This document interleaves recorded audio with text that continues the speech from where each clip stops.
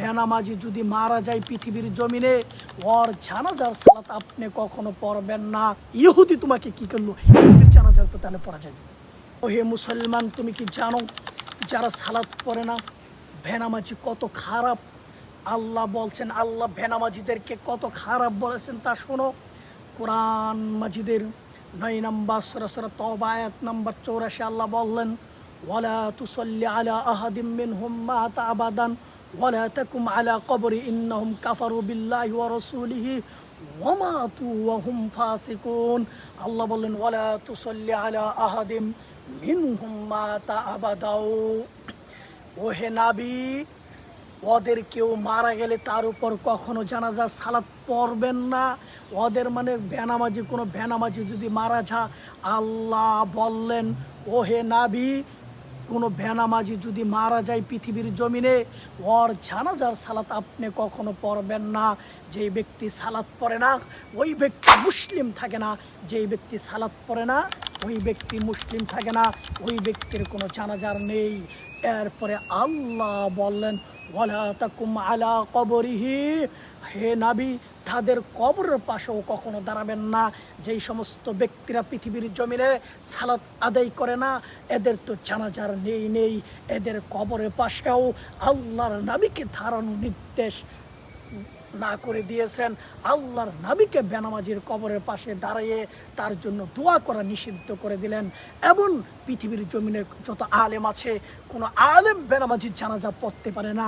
কোনো আলেম বেনামাজির কবরের পাশে দাঁড়িয়ে গিয়ে তার জন্য দোয়া করতে পারে না, ক্ষমা প্রার্থনা করতে পারে না। কারণ আল্লাহ স্বয়ং আল্লাহ মুহাম্মদ সাল্লাল্লাহু আলাইহি সাল্লামকে নিষেধ করেছেন।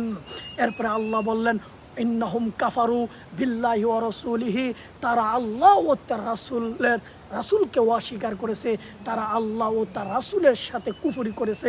বেনামাজি এমন খারাপ একজন ব্যক্তি, এই ব্যক্তি আল্লাহর বিধানকে অস্বীকার করে।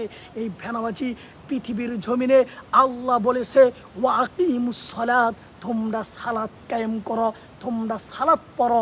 নবী মুহাম্মদ সাল্লাল্লাহু আলাইহি সাল্লাম হাদিসে বলেছেন, তোমরা সালাত পড়ো। কিন্তু আজকে লক্ষ্য করে দেখেন, সমাজের দিকে, দেশের দিকে, রাষ্ট্রের দিকে, প্রতিটা সমাজে, প্রতিটা রাষ্ট্রে, প্রতিটা দেশে, প্রতিটা বাড়িতে বেনামাজির আজকে অভাব নেই। কিন্তু মসজিদগুলো ফাঁকা হয়ে যাচ্ছে, মসজিদগুলোতে কোনো মুসল্লি পাওয়া যাচ্ছে না, ঠিক বেনামাজির সংখ্যা বেড়ে যাচ্ছে। এইটা পদক্ষেপ আল্লাহ নিজে দিয়েছেন। এই জন্য পৃথিবীর জমিনে যত আলেম আছে, সমস্ত আলেমদেরকে বলতে চাই, আপনারা কখনো কোনো বেনামাজির জানাজা পড়বেন না।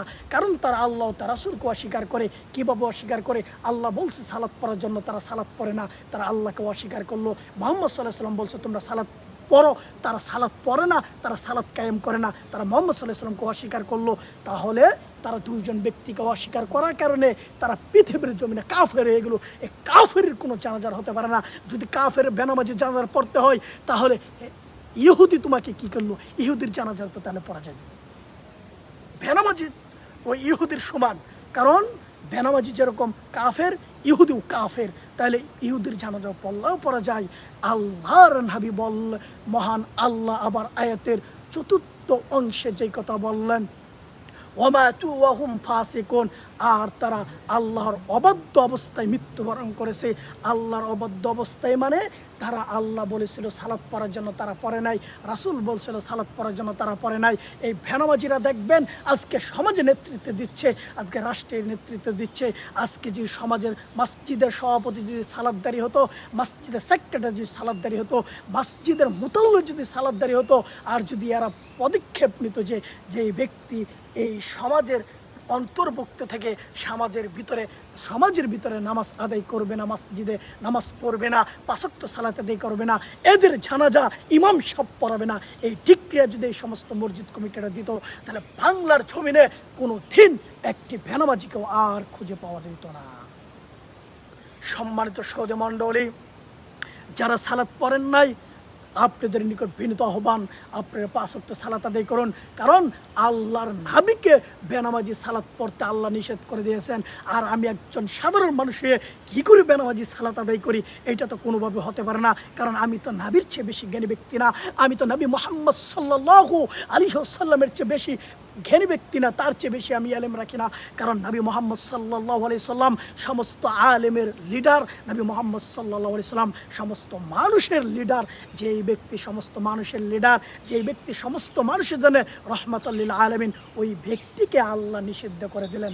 তাহলে আলেম কি করে বেনামাজি জানাজার পরে? কোনো আলেম বেনামাজি জানাজা পড়তে পারবে না। এই জন্য সমস্ত আলেমদেরকে বলবো, আপনারা আপনাদের মসজিদের মেম্বার থেকে বেনামাজির বিপক্ষে ধ্বনি উঠান। এই বেনামাজিরা আলেমদেরকে অপমানিত লাঞ্ছিত করে। এই বেনামাজিরাই দেখবেন খুতবায় একটি কথা এদিক সেদিক হলে, ভুল হলে এরাই এই আলেমদেরকে নিয়ে কটূক্তি করে, এরা এই আলেমদের নিয়ে সমালোচনা করে বেশি। এই জন্য বেনামাজিদের বিপক্ষে আপনারা আওয়াজ তুলুন। বেনামাজি জানাজা পড়বেন না, এরকম আওয়াজ তুলুন আপনারা। দেখবেন আপনাদের সহায় আল্লাহ হবে। কারণ পৃথিবীর মানুষকে ভয় করে যদি আপনি হক কথা বন্ধ করে দেন, জেনে রাখুন বিচারের ময়দানে আপনার জিহ্বাকে তথা কেচি দ্বারা কেটে দেওয়া হবে।